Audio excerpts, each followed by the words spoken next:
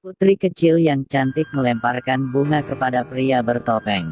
Seorang pria jelek berdiri di bawah dan menangkap bunga sang putri.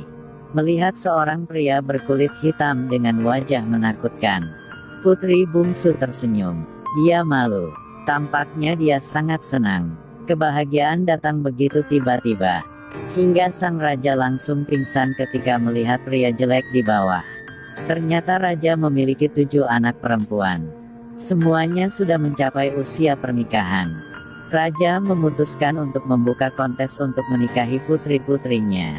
Pada hari itu anak raja menggoda sang calon suami. 7 putri berdiri di atas menatap orang yang datang menggoda pengantin pria. Di bawah ini ada banyak pria kaya dari berbagai negara, dan mereka juga bergantung pada hal itu untuk berada di garis depan. Kali ini sang putri melemparkan bunga ke bawah. Seorang pria berjanggut hitam menangkap bunga.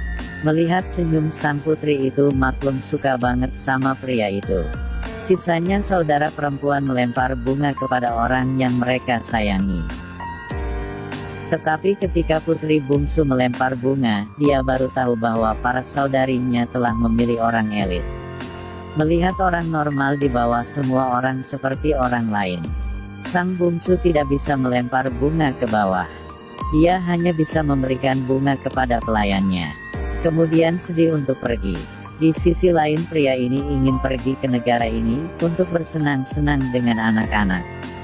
Tapi meski sendiri bertopeng masih terasa sakit. Kembali ke dunia manusia. Tapi berbeda dari dunia, sakitnya menangis bersama sang bulan. Aku sangat merindukan ratu. Juga wajah ratu. Sekaligus putri bungsu dimarahi sang raja, karena putri bungsu tidak mengikuti aturan.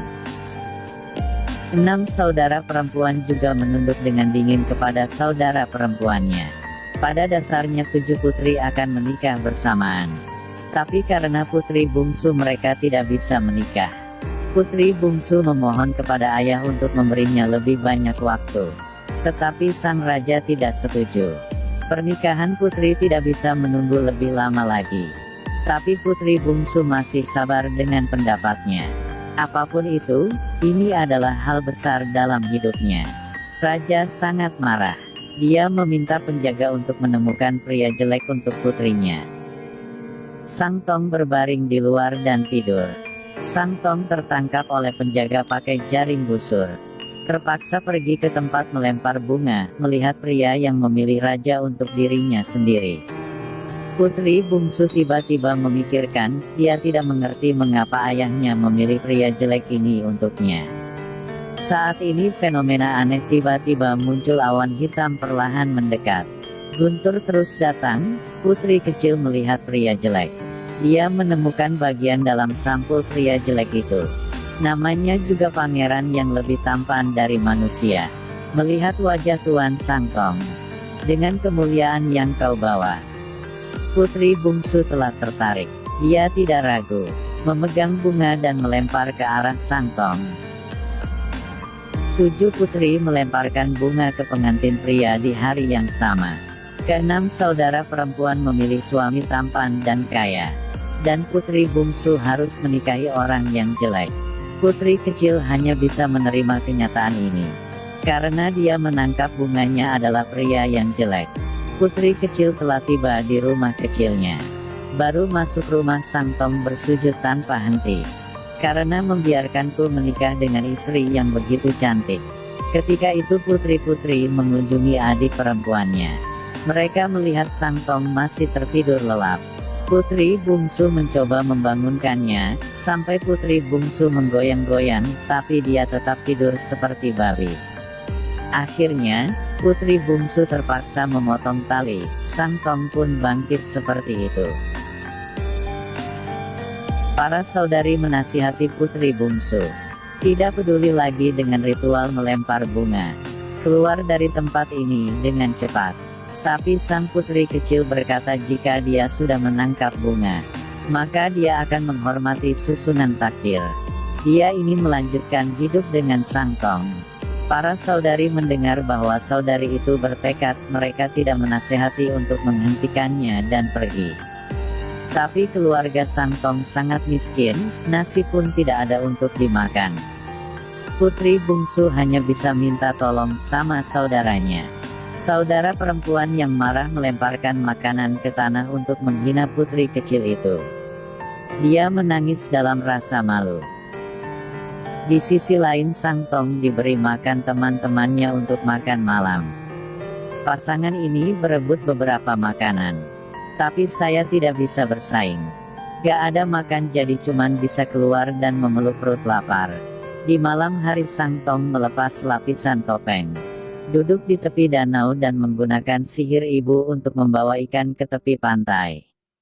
Nanti makan ikan bakar. Aku langsung teringat kenanganku bersama sang ratu. Air mata juga menunggu tugas jatuh di matamu. Di sisi lain putri kecil melihat rumah kecil yang kesepian. Lalu pikirkan hal-hal yang kamu temui setelah datang ke sini. Putri bungsu tiba-tiba menangis. Istana mengadakan pesta dengan kembang api yang cemerlang. Tetapi kehidupan seorang pangeran siput tidak bisa secerah kembang api di luar sana. Merasakan sakit istriku. Jadi keesokan harinya aku melepas topeng di depannya. Melihat seorang pria tampan di depanku. Putri bungsu langsung meninggalkan tempat. Sang Tong mengatakan kali ini aku tidak membiarkan sang putri menderita. Putri bungsu setelah mendengar ini, terus putar balik dan pergi.